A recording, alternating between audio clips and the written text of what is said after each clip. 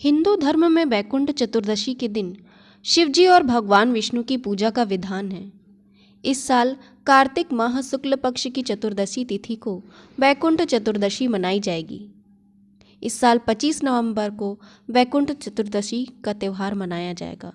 धार्मिक मान्यता है कि श्रीहरि और देवों के देव महादेव की पूजा अर्चना से स्वर्ग लोक की प्राप्ति होती है और सभी के दुख दूर हो जाते हैं। आइए इस वीडियो के माध्यम से जानते हैं वैकुंठ चतुर्दशी का शुभ मुहूर्त, महत्व, पूजा विधि और वीडियो के अंत में वैकुंठ चतुर्दशी की 3 महत्वपूर्ण कथाएं। पंचांग के अनुसार 25 नवंबर को शाम 5:22 पर कार्तिक माह शुक्ल पक्ष की चतुर्दशी तिथि का आरंभ होगा और 26 नवंबर को 3:53 पर समाप्त होगा। विष्णु जी की पूजा निशिता काल में की जाती है, इसलिए इस साल 25 नवंबर को वैकुंठ चतुर्दशी का त्यौहार मनाया जाएगा। धार्मिक मान्यता है कि देवउठनी एकादशी के दिन विष्णु जी निद्रा योग से जागते हैं और वैकुंठ चतुर्दशी के दिन शिव जी ने उन्हें ब्रह्मांड संभालने का कार्यभार सौंपा था। इसलिए इस शुभ दिन पर विष्णु जी और शिव जी की पूजा की उपासना का बड़ा महत्व है। वैकुंठ चतुर्दशी की पूजा के लिए वैकुंठ चतुर्दशी के दिन सुबह जल्दी उठकर स्नान आदि से निवृत्त होकर शिव जी और विष्णु जी के समक्ष व्रत का संकल्प लें। मंदिर में घी का दीपक जलाएं, विष्णु जी को बेलपत्र और कमल का फूल चढ़ाएं। मान्यता है कि वैकुंठ चतुर्दशी ही एकमात्र ऐसा दिन है जिस दिन शिव जी को तुलसी चढ़ाया जा सकता है। इसके बाद श्रीहरि और महादेव का विधि विधान से पूजा करें।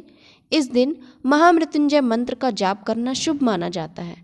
इसके साथ ही विष्णु जी की कृपा पाने के लिए विष्णु सहस्त्र नाम का पाठ जरूर करें।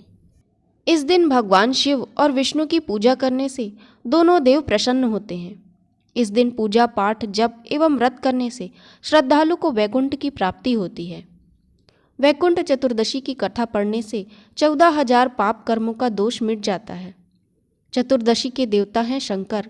इस तिथि में भगवान शंकर की पूजा करने और व्रत करने से मनुष्य समस्त ऐश्वर्यों को प्राप्त कर बहुत से पुत्रों एवं प्रभुत धन से संपन्न हो जाता है। यह तिथि चंद्रमा ग्रह की जन्म तिथि भी है। चतुर्दशी तिथि को मूल रूप से शिवरात्रि होती है, जिसे मासिक शिवरात्रि के नाम से भी जाना जाता है।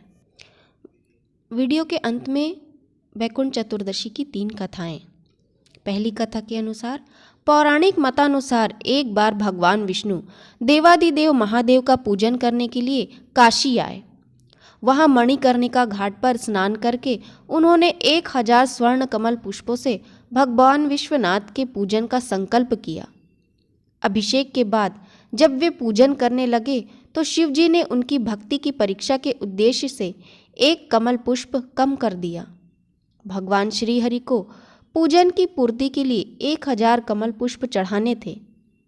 एक पुष्प की कमी देखकर उन्होंने सोचा, मेरी आंखें भी तो कमल के ही समान हैं, मुझे कमल नयन और पुंडरीकाक्ष कहा जाता है। यह विचार कर भगवान विष्णु अपनी कमल समान आंख चढ़ाने को प्रस्तुत हुए। विष्णु जी की इस अगाध भक्ति से प्रसन्न होकर देवाधिदेव महादेव प्रकट होकर बोले, हे विष्णु, तुम्हारे समान संसार में दूसरा कोई भक्त नहीं है।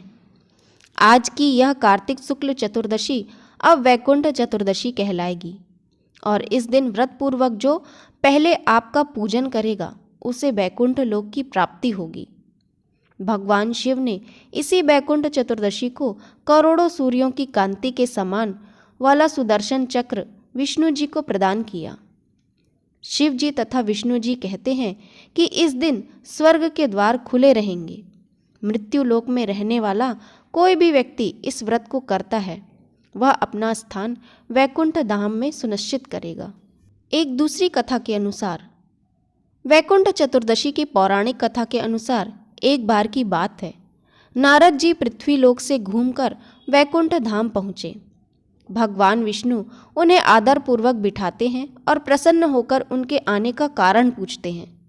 नारद जी कहते हैं, हे प्रभु, आपने अपना नाम कृपा निधान रखा है। इससे आपके जो प्रिय भक्त हैं वही तर पाते हैं, जो सामान्य नर नारी है वह वंचित रह जाते हैं। इसलिए आप मुझे कोई ऐसा सरल मार्ग बताएं जिससे सामान्य भक्त भी आपकी भक्ति कर मुक्ति पा सके यह सुनकर विष्णु जी कहते हैं, हे नारद, मेरी बात सुनो। कार्तिक शुक्ल पक्ष की चतुर्दशी को जो नर नारी व्रत का पालन करेंगे और श्रद्धा भक्ति से मेरी पूजा अर्चना करेंगे, उनके लिए स्वर्ग के द्वार साक्षात खुले होंगे। इसके बाद विष्णु जी की जय विजय को बुलाते हैं और उन्हें कार्तिक चतुर्दशी को स्वर्ग के द्वार खुला रखने का आदेश देते हैं।